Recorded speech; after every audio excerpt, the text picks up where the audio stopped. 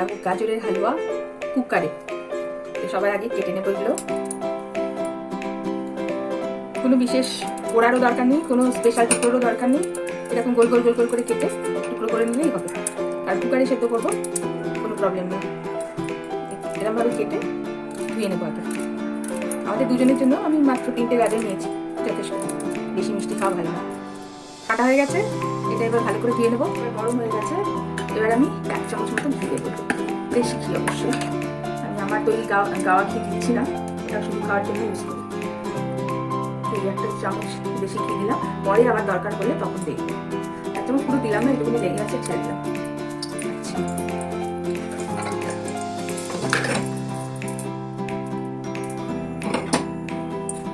এর মধ্যে দেবো 2টো এলাচ, ছোট এলাচ, একটু ফাটিয়ে দেবো।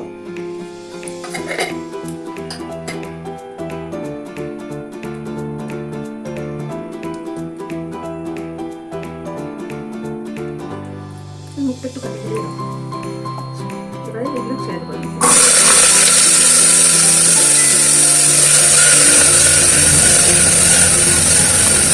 হালকা করে নেড়ে দেবো।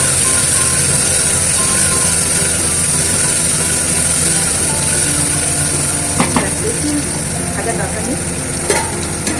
এবার আমি এর মধ্যে দেবো 1 কাপ মতন দুধ দেবো।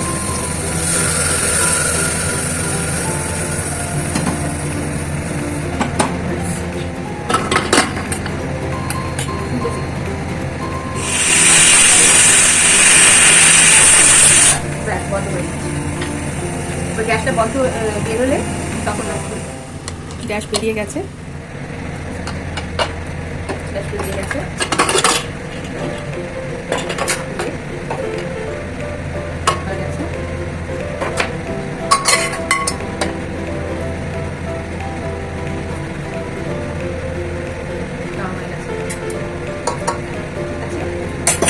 আমি ম্যাশারটা দিয়ে একটু ম্যাশ করে দেবো।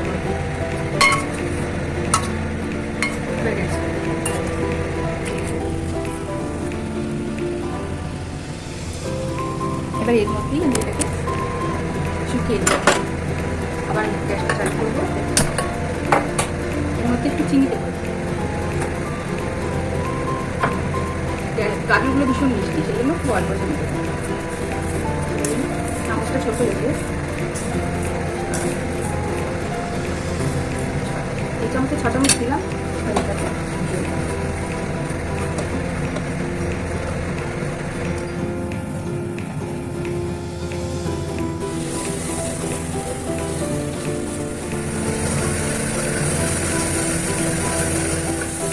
দেখো ছেড়ে এসছে।